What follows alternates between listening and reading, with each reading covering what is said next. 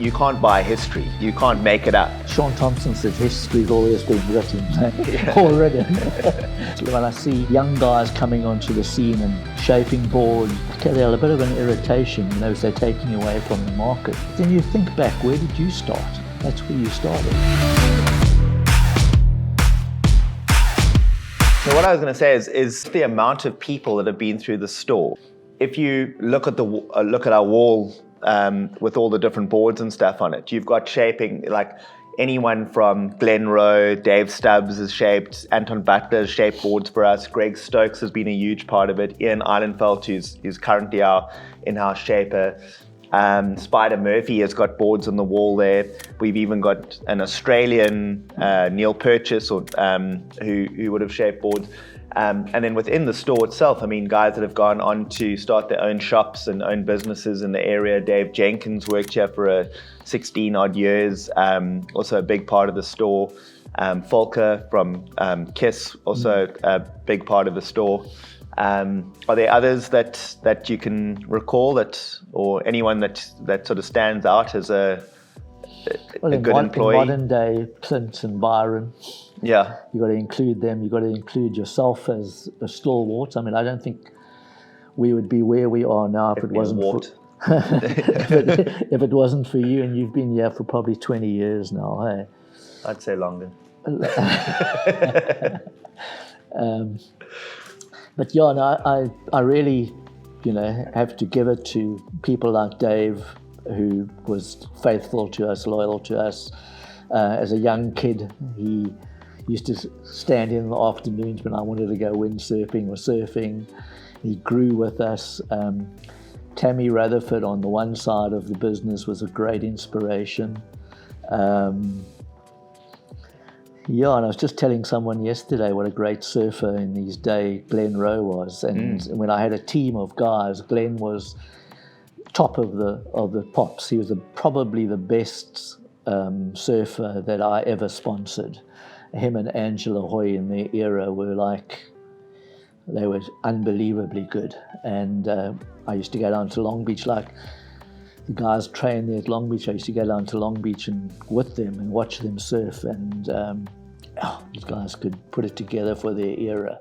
So it was a great privilege to sort of later on work with Glenn, and he shaped some boards for me as well, and to see him develop into what he is now. So I think looking back over the years, you've been instrumental in so many different people, and at some stage you might have thought it like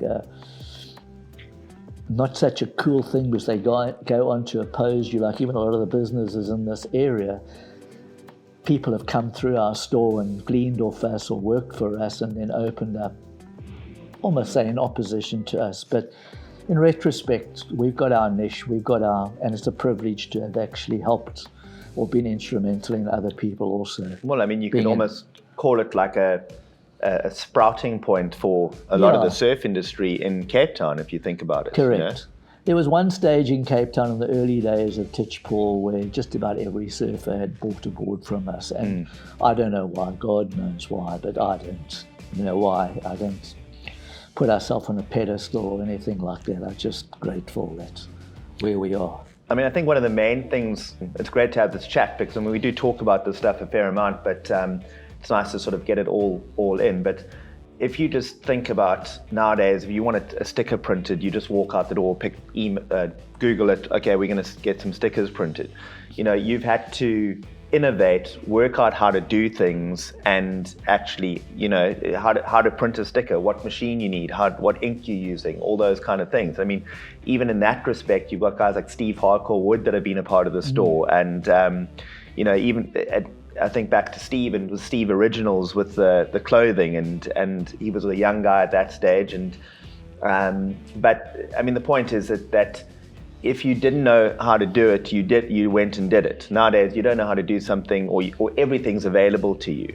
And I think that's probably, I was going to get to this later on, but if you had advice for people in business, I guess would be, you just to get your hands dirty, Yeah, keep your eyes open, get your hands dirty, and you can self-learn a lot of things.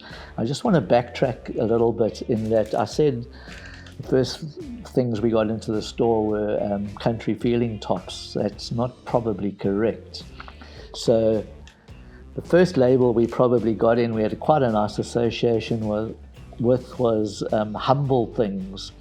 Humble Things for today's surfer is Levi Kolnick's grandfather and grandmother, and they had a label called Humble Things, making pure cotton shirts and stuff like that. And they opened a store in Harold.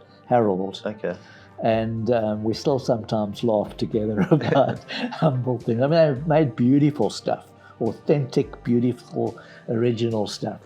And so there was those connections. The market was threadbare at the time, and it was those connections that I look back and go like, wow, that was nice. Yeah. That was unique. That was someone coming through the door to buy something, you know.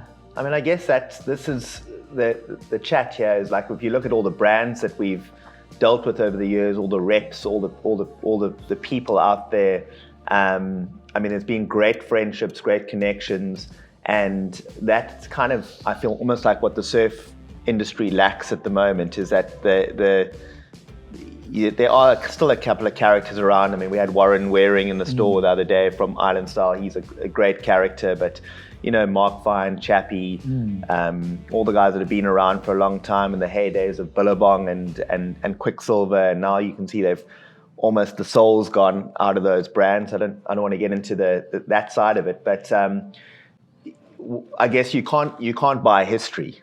You know, you can't make it up. It's Sean Thompson said history's always being written or written. And I think it's quite a good thing. I mean, you look back and you think like there were good times, but the kids that are coming through today will also create their own history, and they'll create different history. I think I don't think you must look.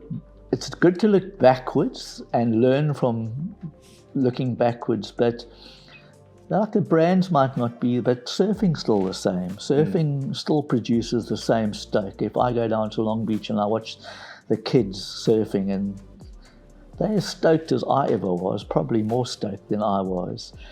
And I think what's been a reality check for me as well is when I see young guys coming onto the scene and shaping boards and going like, okay, they're a bit of an irritation, you know, as they're taking away from the market. But then you think back, where did you start? That's where you started. And so enjoy what they're doing, you know. The industry needs to grow. The industry needs to grow. It needs to sort of cycle itself, so to speak. And then that's a good lesson for yourself as a store. Like, you're not going to recycle yourself as such, but you need to be recycling, and you're good at that, and we've always been good at that. We've always been looking to smell the wax in the store, smell the resin in the store, so to speak, and to be true to the roots of it, because we're not looking for the next volleyball or soccer ball to sell here. We're looking to promote surfing here. That's our root, that's our core, that's what we want.